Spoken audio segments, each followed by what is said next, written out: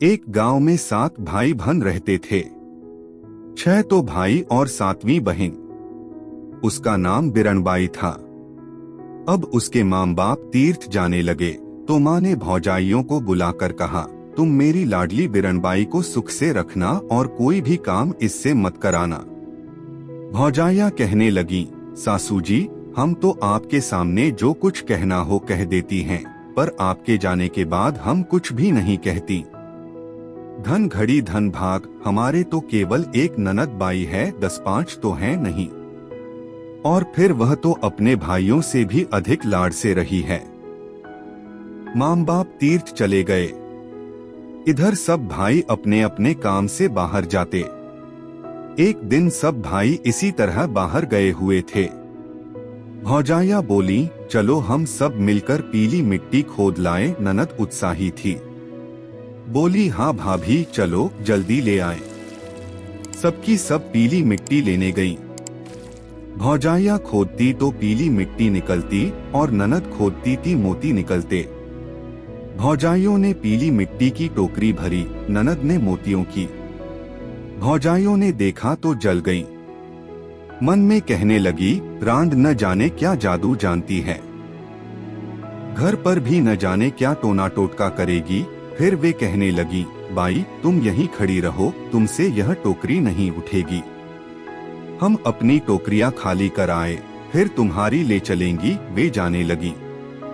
बिरन बोली, नहीं भाभी, मैं भी चलती हूँ, उठा लूंगी इसे तो। नहीं बाई, तुमने इतना बोझ कभी नहीं उठाया।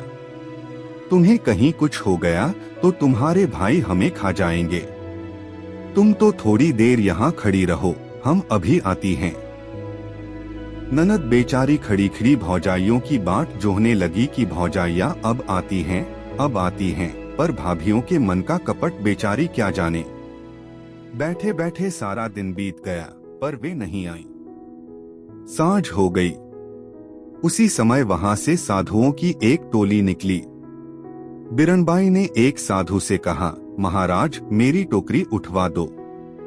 साधु ने देखा कि लड़की अकेली है। कहा, बच्चा तू यहाँ अकेली क्यों है? बिरनबाई ने सब हाल कह सुनाया। मौका देखकर साधु उसे अपनी टोली में ले गया।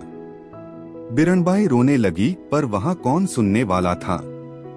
कई दिन हो गए, साधु ने उसे कहीं नहीं जाने दिया। धीरे धीरे वह उसे छोटे मोटे गांव में भिक्षा मांगने भेजने लगा। अब वह सब घर बार कल गई। साधु ने उसे उस गांव में जाने से मना कर दिया था जहां की वह रहने वाली थी। उसने कहा कि उधर तुझे कोई पकड़ लेगा, वहां भीख नहीं मिलेगी। डर के मारे वह बेचारी उधर नहीं जाती थी। एक दिन साधु बीमार था। बिरनबाई को कुछ याद नहीं रहा और भूल से वह उसी गांव की गली में चली गई जहां की वह रहने वाली थी। उसकी एक भौजाई द्वार पर खड़ी थी। बिरनबाई जाकर गाने लगी, 7 भाई की एक बिरनबाई, मोतीड़ा हो खोदते जोगिते पकड़ी, माई माई भिक्षा दें। 7 भाइयों की एक बिरनबाई थी। उसे मिट्टी खोदते हुए जोगी ने पकड़ लिया कि माई भिक्षा दे। भाभियों ने उसे देखा तो ललकार कर भगा दिया। वह सब भाइयों के घर होती हुई आखिर छोटे भाई के द्वार पर पहुंची। वहां भी उसने यही गीत गाया। इतने में उसकी माँ सामने आ गई। कहने लगी, बाई तू क्या गाती थी, एक बार फिर से तो गा।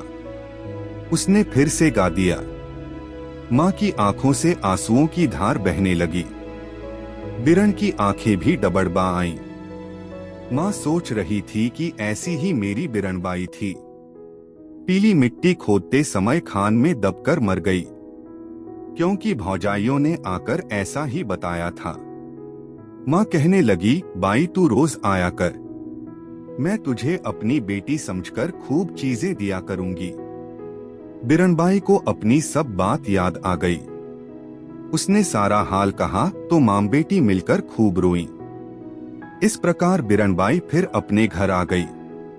अब माँ बाप ने उसका ब्याह करने का विचार किया। उधर साधु को मालूम हुआ कि बिरनबाई अपने घर चली गई है, तो वह अच्छा होने पर वहां आया। उस समय बिरनबाई की सगाई हो रही थी। साधु बोला, सगाई तो करो, पर चेली तो मेरी है। जब उसका ब्याह हुआ तो साधु आकर फिर कहने लगा, ब्याह तो करो, पर चेली तो मेरी है। ब्याह पूरा हुआ और बिरनबाई अपनी ससुराल जाने लगी। साधु फिर आया और कहने लगा, लाडो तो ले जाओ, पर चेली तो मेरी है।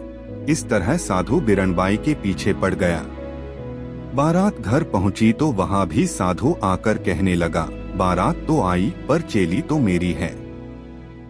जब इस प्रकार साधु बिरनबाई को जगह जगह छेड़ने लगा तो बिरनबाई घबराई। उसने कहा, ओ प्रियतम, ओ सास जी, मुझे 7 ताले में बंद करो, नहीं तो यह साधु मुझे पकड़ ले जाएगा। बिरनबाई को ससुराल वालों ने 7 तालों में बंद करके सुलाया। अंधेरी रात थी। रात को खड़का हुआ, बिरनबाई जागी। उसने कहा, पहला ताला टूटा, सास जी जागो। दूसरा ताला टूटा, ससुर जी जागो। तीसरा ताला टूटा, जेठ जी जागो। चौथा ताला टूटा, जेठानी जी जागो। 5वां ताला टूटा, देवर जी जागो। छठा ताला टूटा, देवरानी जी जागो। 7वां ताला टूटा, प्रीतम जी जागो। इस तरह बिरनबाई ने सबको जगा दिया। उसी समय साधु ने 7वां ताला तोड़कर बिरनबाई के कमरे में प्रवेश किया। सबने मिलकर उसे पकड़ लिया और उसकी ऐसी मरम्मत की कि फिर उसने कभी उस ओर आने का साहस नहीं किया। बिरनबाई अपने घर में सास-ससुर की सेवा करती हुई आनंद के साथ रहने लगी। किस्सा था सो पूरा हो गया, सुनने वाले बूढ़े हो गए।